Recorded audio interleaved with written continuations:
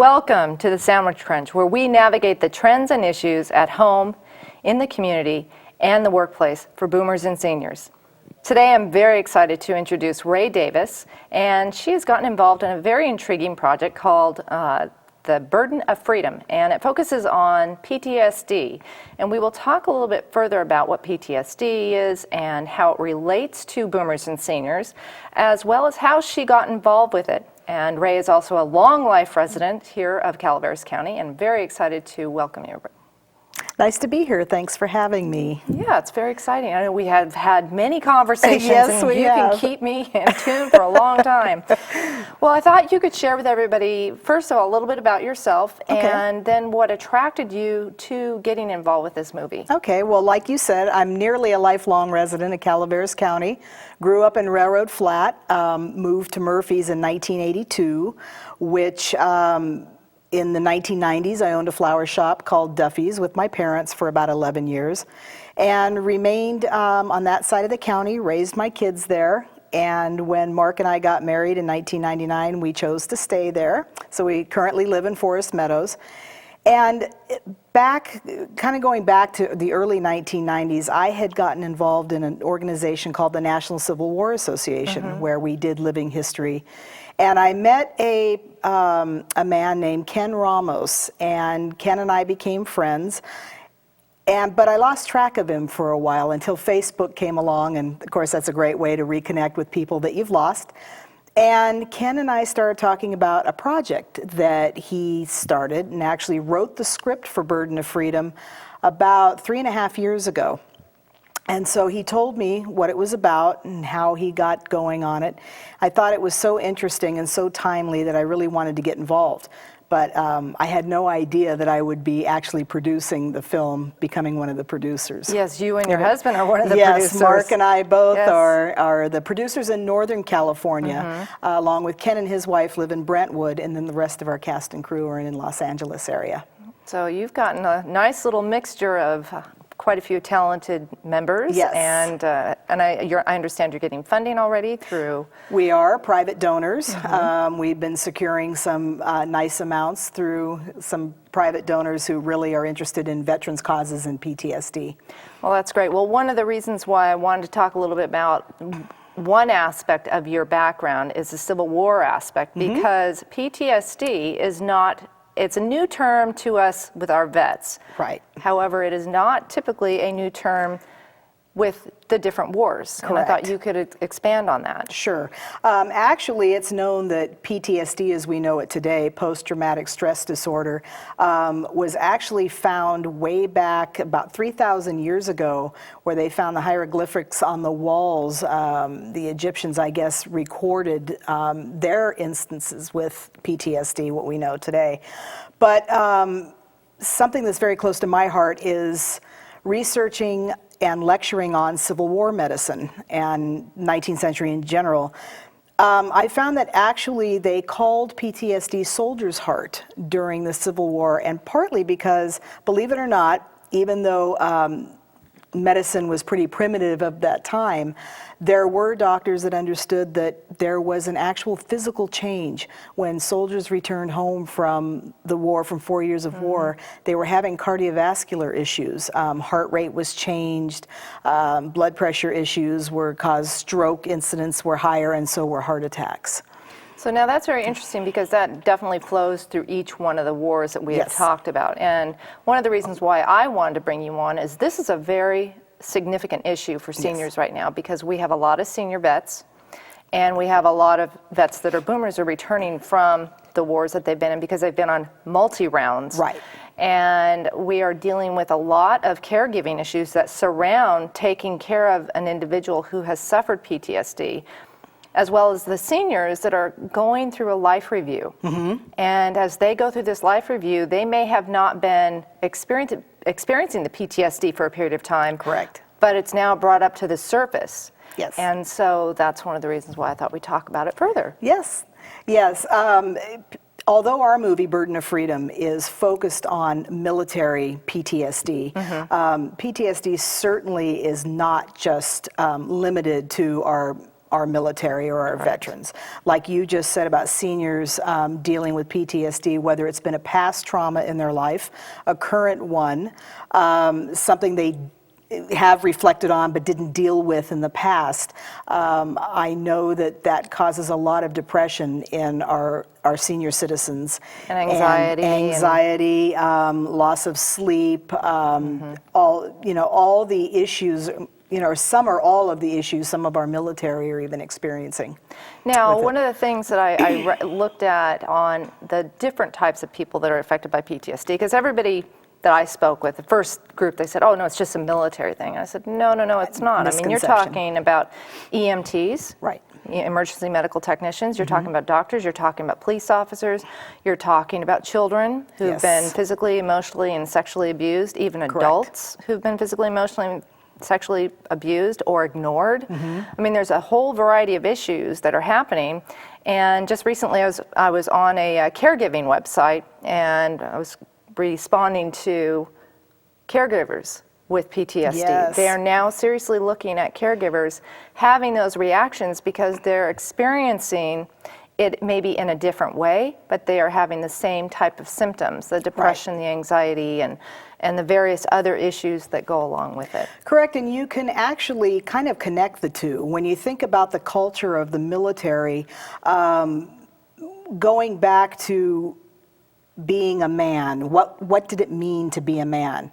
Did that mean that you held in your feelings or your emotions because that's what was expected of you? Did you hold them in because the military expected that you were, to be a soldier first and that everything else came afterwards? Well, you could probably look at that as seniors or caregivers, especially when they are the ones trying to hold up. They're holding the families together. They're trying to hold their emotions in. They might be taking care of not only the person that's sick, but they may have children at home. They may be doing that balancing act like the sandwich generation and not taking care of themselves. Exactly. And not recognizing that they do have those problems. Well, one of the things I think people need to be aware of is that post-traumatic stress itself, it has to have happened for more than a 30-day period. I mean, because you can have traumatic experiences, but it's when it continues on and you are experiencing sleep disorder, you are experiencing depression, you are experiencing anxiety, panic attacks. I mean, you can have a panic attack where it feels like you're having a heart attack. Absolutely. And there's also this regression. I mean, they regress and then they start pushing people away. Yes. So it's not just a very simple response to trauma. No, it's not. It becomes very deeply embedded in someone, especially if they don't seek help. Right, and it can be very complicated. And one of the things about pushing people away, sometimes actually the body's own defense mechanism against a traumatic event in your life, the brain actually blocks out the event completely. It may pop up years down the road again. Yeah, it's not like a smell or a situation just triggers it like that.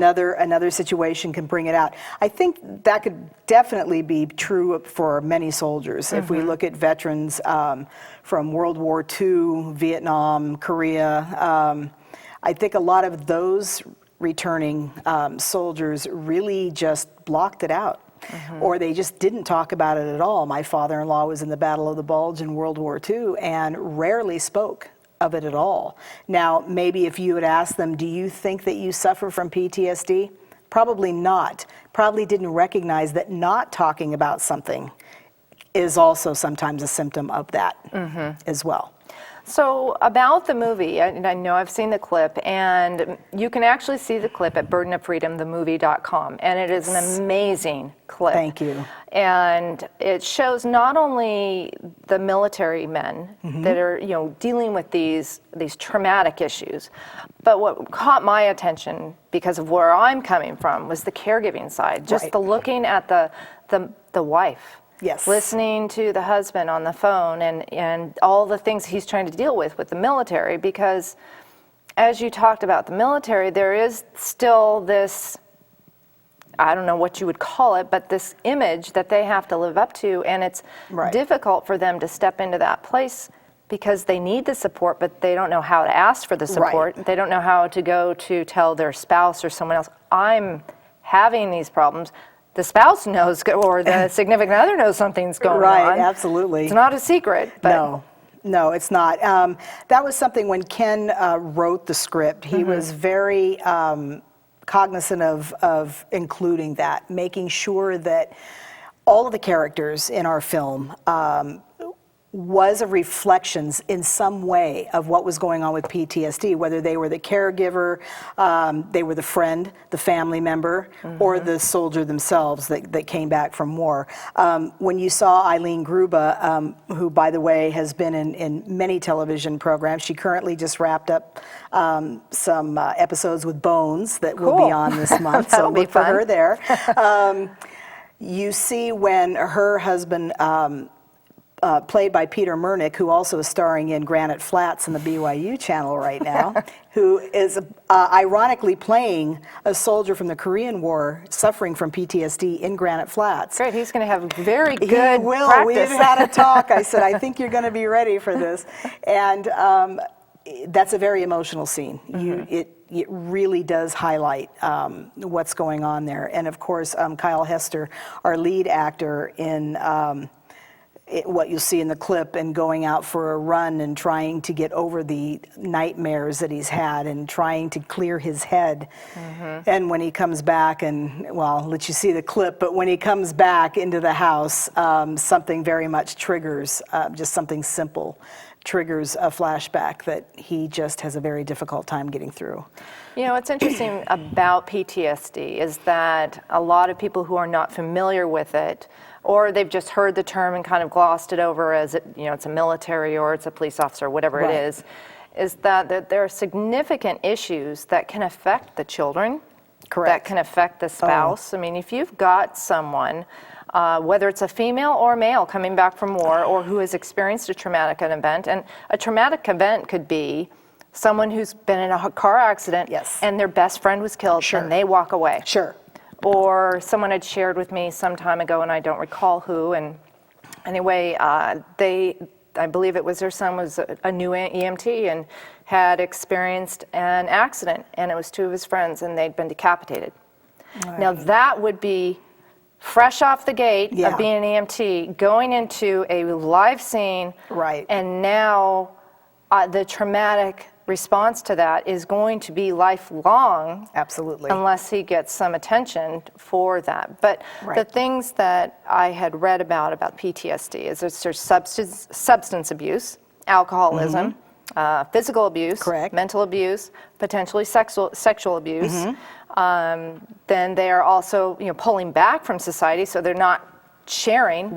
And so you've got all these dynamics that are not only affecting them personally, but that whole family's at risk. Exactly.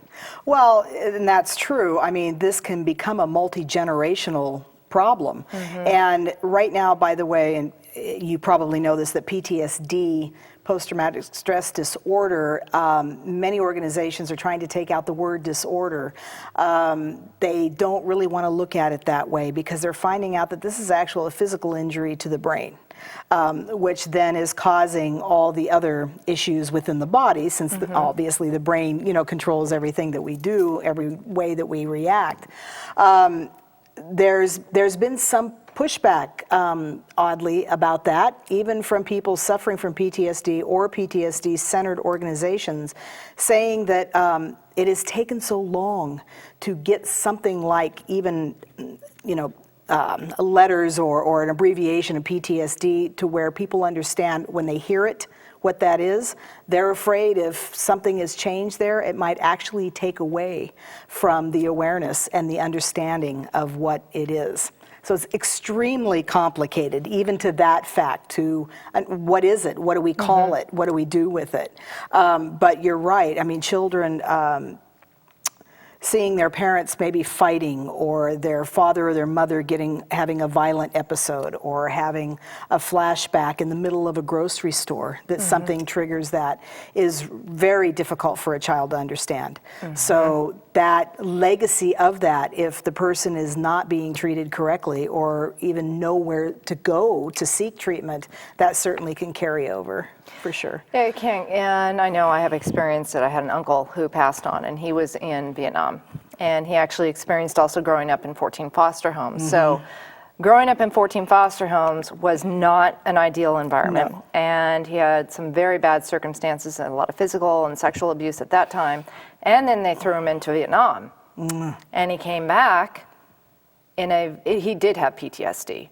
And he basically drunk himself to death because he was self-medicating. Yeah, so he similar didn't story he didn't want to feel it. So his way of dealing with it was drinking and self-medicating through various substance abuses. Right. And that's an issue that we're seeing with a lot of seniors, is that if they have a drinking issue earlier on, and that may have been a result from, say, PTSD from coming back from Vietnam, or even a boomer who's coming back from Iraq or one of the more recent wars, as they age, that is already there. If it was not taken care of, it actually can get more exposure, and they will actually have more tendencies to drink more and do things that they wouldn't normally do, and especially if a lot of these people end up being on their own or by themselves. Well, what I'm hearing from active duty members right now, and then also just recent veterans is, and I think we understand this today,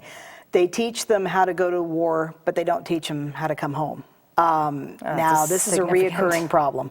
And some of the recent veterans that I talked to, and their wives especially, said, you know, he was discharged, I mean, end of his service, and there was really nothing included, you know, if you have PTSD, here's where you need to go.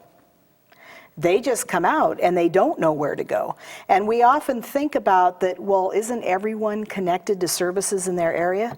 Then we have to stop and think about the geographic nature of the United States. We have people returning, you know, in the Appalachian Mountains or places, you know, even Calaveras County, a small area like our area, that doesn't have a lot of services for veterans. Not everyone lives in a metropolitan area, or not everyone has a computer to even maybe seek these organizations online. You know, exactly. For as advanced a nation as we are, we still are not as advanced in more rural areas. Right. And I'm hearing from, I just got contacted from an organization in Canada, in Montreal, Canada, and they are faced with the same issues there. Too many people suffering from PTSD, not enough services to take care of it. Our own Veterans Administration, which of course our movie highlights the battle with them to keep up with benefit checks and medications that some soldiers are needing, or treatment in general, is unfortunately still falling way behind. The fear is that as soldiers return from Afghanistan in larger numbers, they're going to get really overwhelmed with this. That will not be surprising. And then we will have an enormous caregiving aspect. We will. We will. It's going to explode. That's going to be another, just a whole generation now that's going to deal with that. And even though the services are catching up, I think it's still the private sector that maybe has more to offer at the moment than the government at this time. That doesn't surprise me. I hate to say it, but our government isn't quite adept at getting things rolling right now, and we are not exactly in the most financially set place, so it's probably not top on their list, and military still has that image. Correct. And that's one thing you had shared with me you are working with in the movie also, is kind of addressing that. Yes, that's true. The military is coming around, I will say that, much more than they ever used to, because there is no possible way that they can hide from the situation or pretend like it isn't happening. Now, you know, I'm certainly not putting the military down in any way, shape, or form, and our movie is neither political or, you know, pro or anti-military at all. Our focus is completely on what happens when soldiers come home, and the PTSD aspect. So I would say that, you know, any branch of service definitely recognize it, and I've talked to every single one of them, people, both veterans of or active duty, that says, yeah, I mean, there's still a lot that has to be done. They're getting there. But just like anything, ideas move quickly, institutions have a lag, they take time. So there's always a gap between the two, always. So what is your goal with the movie? Our goal with the movie is to actually bring more awareness to PTSD in itself. I'm shocked at how many people still really don't understand even what it is, military related or not. I'm surprised in 2014 that I still see posts, whether it's on Facebook or Twitter, going, I didn't really understand what PTSD was. That's what we're hoping to do. We're hoping to lend a larger voice to a larger platform and bring PTSD to the big screen for people to really understand what it is, but also there is hope. We hope at the end of the movie that we can add statistics and organizations that people might be able to reach out to. Also. So that's our main goal with this. It's not a documentary, it is a full-length feature film. And unlike military movies before it that have only maybe touched on the subject, ours is certainly, definitely PTSD focused. It's full blown. It's full blown. You're looking at, you're seeing the family, you're seeing the children, you're seeing the wife, you're seeing the different individuals go through these. And you'll see more as you saw, what you saw on the clip showed you a lot of that, but in the movie itself, you're going to see that even more. You're going to see how the parents of the soldiers are involved and what that means, and how even the psychologist, this is very interesting, how she's related to that as well. So yeah, it is definitely full-on PTSD focused. Yeah, that's great. So how do you explain to someone when they say, gosh, what is PTSD? In a quick... Well, a reaction, it could be an emotional reaction to a very traumatic event in their life. And like you say, all of us have experienced some traumatic event in our lives. And most of the time we can handle it and move on. But over a period of time, or something truly horrific, 9/11, I mean, we can go back to that. We can go back to the bombing in Oklahoma City. I mean, knowing first responders that actually were there and then still not being able to talk about it years afterwards without breaking down. One of them was a teacher at Columbia College who was my speech teacher. And he was at the Oklahoma City bombing and still could not talk about it without breaking down and crying. So this isn't just war. We're talking terrorist attacks. Absolutely. You could be kidnapped. You could be in tsunami. You could be in any major disaster where you lose everything and it's taken away from you. It could be an immediate loss of a spouse, completely unexpected, and that might include suicide or various other issues. Well, what we have to remember, and I think what everyone has to understand about PTSD and how you react to it, is not everyone is going to react the same. There is no standard way to react to a traumatic event. What happens to one person that we may look at and go, well, we've been through something like that and we were able to handle it, but they couldn't. Same thing with the military. There may be soldiers who, for whatever reason, they can separate themselves as they go through very traumatic events and come out on the other side without a lot of issues, but there are a lot who can't. Part of that is because we don't know sometimes the mental state when they go in. We don't know that from the beginning. That's a very valid point. Very valid point. We don't know. We don't know what could have happened to some people before they even go into the service. What traumatic events happened in their lives before they got there? Something while they're in the middle of combat or at war could trigger something that actually happened to them in the past. So all of that can just manifest itself into flashbacks and anxiety and violence sometimes, depression, and unfortunately driving our military to 22 suicides a day right now related to PTSD. And that is not acceptable. No, it's not. And actually the boomers right now have the highest rate of suicides, period, across the board. Right. So we're dealing with a lot of issues that are reflective of PTSD. Yeah, we need to change that. It's time. It's time. Because in my mind, with awareness can come change. And that is the case for many different things. So what we hope is that by bringing this film to the public, that not only will it maybe give some of our military hope, but also anyone that's suffering from PTSD. Maybe they haven't seen some of the things that they're about to see on film in themselves.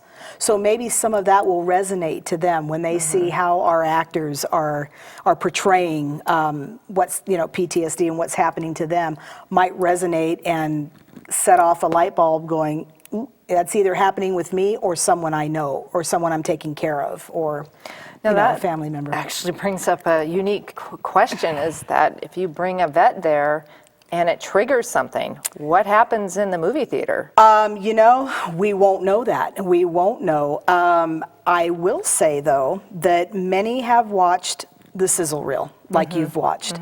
The reactions I've got have been very emotional. Everything to, I couldn't get through it the first time, to you nailed it. Most can watch it and say, you absolutely have nailed it. This is what I feel every day. Wow, that's good. That's good. It's tapping into their hearts. Yes, that makes me know that we're on the right track. And our terrific director, Gary Hubb, who put this together, just did a phenomenal job. And the great thing about Gary is that he knows how to tap into that emotion, and it was just perfect for that. So I think what everyone understood with that and really appreciated is it wasn't ridiculous, it wasn't over the top, but it was realistic, and that's what we want to portray. Okay, one quick thing. Sure. What's one thing you want everybody to go check out? I want everybody to go to www.burdenoffreedomthemovie.com. That is our website where you will get to view the sizzle reel on there that we were just talking about, and also ways in which you can donate. You can imagine doing a film is a very costly endeavor, so we are still looking for private investors and contributions. We have our shirts on there, our dog tags, and some other perks that people might be interested in. That's great. Well, it's been a pleasure, Ray. Thank you very much for having me. Appreciate it. Well, I want to thank also, we have a volunteer staff, and if many of you didn't know, I really want to thank everyone here at Calaveras Public Access TV, because you guys have done an awesome job, and I love working with all of you, so thank you. And I hope our audience knows how much hard work you guys put into this. This is a very important topic, PTSD, and it's one to pay attention to. It's one to be aware of as your seniors age and as our boomers come home. On that note, I look forward to seeing you in our next show, and have a wonderful day.